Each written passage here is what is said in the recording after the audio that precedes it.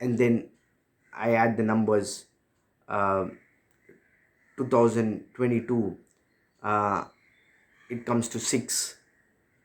So why I say this is, uh, sorry, just add the numbers in the last two digits of 2011. It's 1 plus 1 is 2. And sorry, what I'm saying is right. 2011 is the year when Sachin Tendulkar wins his World Cup. I add the numbers, I get 4. 4 is nothing but April. I add the digits of 2022. If Messi wins his World Cup, I get the number 6. 6 is June. Why I say this? Because both Messi and Sachin were born on the 24th. Argentina, um, Sachin was born on the 24th of April, and that's why I said you add the numbers 2011, you get 4, which means 24th April, and Messi's number 2022, if he wins, it comes to 6. Messi was born on 24th June 1987. So I looked at so many coincidences like this. My mind was looking for was coincidences, something to make me believe that it was going to be Messi to win this World Cup.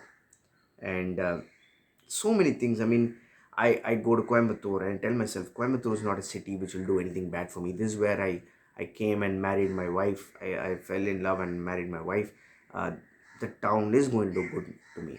This is the city where my father was born and raised, and so many great things have happened to him.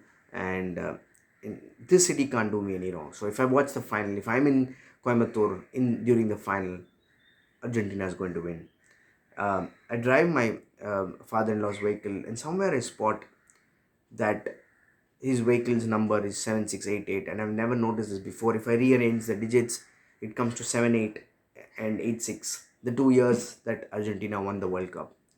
And I also saw this wonderful video by this guy, a beautiful author who's also a great chef, uh, who loves cooking, who has written a book on cooking called, I think, something called Masala, something. I'm not sure of the name of the book, but he makes a video saying, comparing Kaju Katli to Argentina and Messi, because of the silvery shine, how it's a great sweet, and how Argentina gets its name from Argentum, silver, and Kaju Katli has the silver coating. And somewhere in one of the places where we go to have dinner on the day before, I'm offered Kaju Katli. It's not a sweet I like, but I think of that also as a coincidence. So these things keep coming and going, and we finally arrive on the day of the final, Sunday, and it's one of the worst days of my life because I'm not able to think anything straight. My mind keeps going back to the final. What would happen? How would Monday be for me? Monday is the day when I'm taking a flight back from Coimbatore to Bombay. I'm going back to office. How will this day be? Will this day be good? Will this day be bad? Will I be thinking about the Argentina loss? Will I be thinking about and celebrating the Argentina victory? I don't know. And there was something Ranjani's dad says, uh, like, don't worry, it's the final, they've come to the final, and something like that. And Ranjani, she's understood me so well, and she immediately stops her dad and says, don't say anything to him, just be quiet, let him be. Whatever he's going through, let it be. And so I wanted to keep my mind off the game. Thankfully, there was a musical concert arranged somewhere in Coimbatore in a nice house, this luxurious, palatial house. So they had arranged this concert. So I went and listened to the concert uh, in the evening, and it was set such that the concert would end just before the game, and they had set up a TV and everything, and with dinner for people to go and watch the match. I didn't want to watch the match. I was staying away. There was a big lawn. I was walking. I started walking. I took my dinner plate and I stayed away from the TV. I didn't watch a single second of the final. Like planned, I did not watch the final. And I just have a peek in a bit, and I see that they're celebrating. Argentina is celebrating because Messi just scored a penalty. They're leading 1-0 against France. I just see that's a great thing, fantastic, but 1-0 means nothing. I just keep having dinner. I said at halftime we'll go back home in Coimbatore. So I kept walking and walking and walking and walking. And I see after some time again, it's 2-0. And Di Maria apparently scored a goal. And I couldn't believe myself. And I kept saying to myself, is this happening? This is really happening. They're 2-0 up against France. And I look at the commentary on the internet and people are saying that they're dominating. There could be more goals. And my mind already starts telling me that they won it. So just be calm. They'll win it. And I start picturizing me celebrating. And we drive the vehicle in the halftime. And once we reach the destination, once we reach our home, it's still 2-0, 66th minute or something like that, or 56th minute. And I tell Ranjani, you go upstairs, you start watching the match. I'll be waiting here in the car. I'll come when the game gets over. I'm so happy. I'm waiting there. I'm doing something. I'm celebrating. It's the 80th minute or something. And then somebody puts a message that Mbappe scores. It's 2-1. And I was pissed off. 8 minutes to go, but then they should be able to hold on. And a few minutes later, Ranjani calls me and says, I'm so sorry, is this what is happening? Are you okay? I'm like, okay, I know it's 2-1, right? Then I realized, no, she's called me because it's 2-2. And I could sense that Ranjani is feeling bad. She feels that she's the reason that Argentina are losing, because she told me that she also did not want to go and watch the match. She'll probably sit with me in the car, but I forced her to go and watch. So, and I was waiting. The 90 minutes got over. It was 2-2, and I started, just short of crying. I was walking in the society around the building, and I kept telling myself, why are you doing this, God? If at all you are there, why are you doing this? And I tell myself, no, let me go watch now. I don't care, because I don't want Ranjani to think that she's the reason that Argentina is losing. Whatever happens, let it happen because of me. I'm going to go and watch. Come watch me. I go upstairs and I start watching. The game is tense filled. I'm watching a few seconds, going into the bedroom and going back. Going into the bedroom and going back. And Messi and again creates beautiful piece of a goal, and they score 3-2 in extra time. And I still don't want to celebrate fully, but I'm thinking, yes, 3-2. Messi scores. He scored in every game in the knockout stage, and he scored twice now in the final. 3-2. Could this be it? Not yet. Mbappe gets another penalty. Mbappe scores. It's 3-3. I just can't bear this. And within a few minutes, it's like almost died. This defender gets an open opportunity to score a goal with just the goalkeeper to beat. Probably 10 feet away. And Emi Martinez puts his leg out so courageously and stops the ball. Otherwise, it would have been 4-3 for France. And he saves the day for them. That made me think maybe it's still Argentina's day. And extra time gets over and the knockout penalty shootout is about to begin. Messi scores. So happy. And still waiting. Everybody scores one goal each, and then Emi Martinez saves a goal. I still don't want to believe. I'm waiting. And then the next shot, Emi Martinez saves the goal again. And it probably hits the post or goes away. Now they have a 2-goal lead. And I'm praying. And I'm walking. They score 1 goal. France scores 1 goal as well. I'm walking and walking and I'm watching. And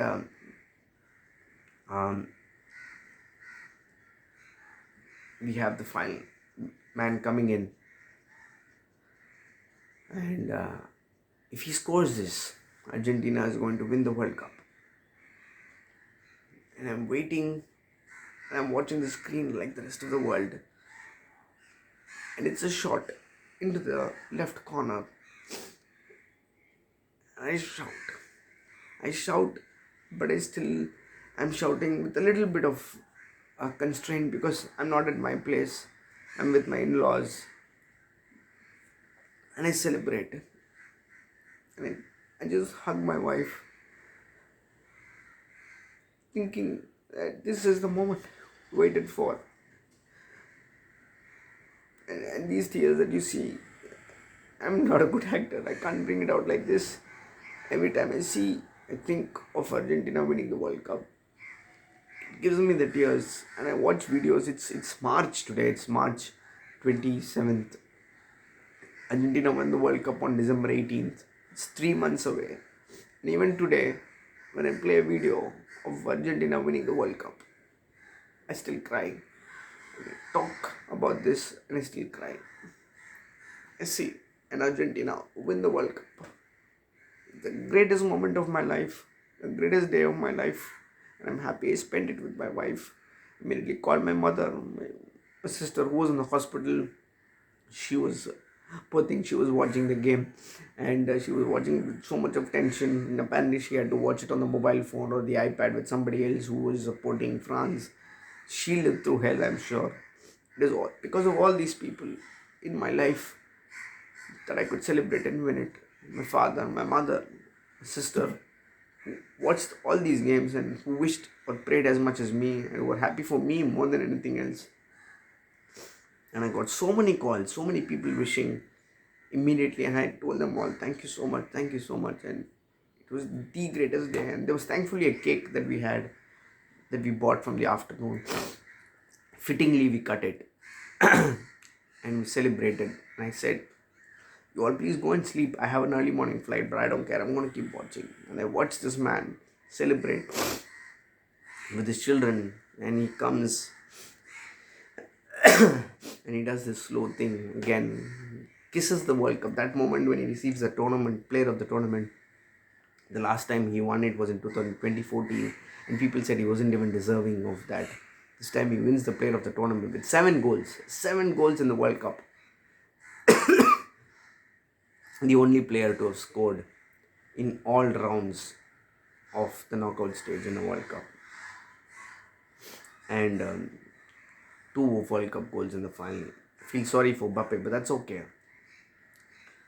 He goes and kisses the cup when he receives the player of the tournament award. And it's Martinez, the Emi Martinez, and the other Martinez. Fernandez, Enzo Fernandez winning the young player of the tournament, Martinez winning goalkeeper of the tournament, and Messi winning player of the tournament. And he lifts the cup with his black, the coat that the Qatari Emirate gave, and he's doing the slow dance, and then they lift the World Cup. And it was the greatest moment of my life. Nothing will match that. This is all I wanted to cover over 3 videos. How I experienced this whole thing, this journey for the last 40 years. But mainly from 1990 when I started watching football. And he is the greatest of all time. Messi is the greatest of all time. Messi beats everybody.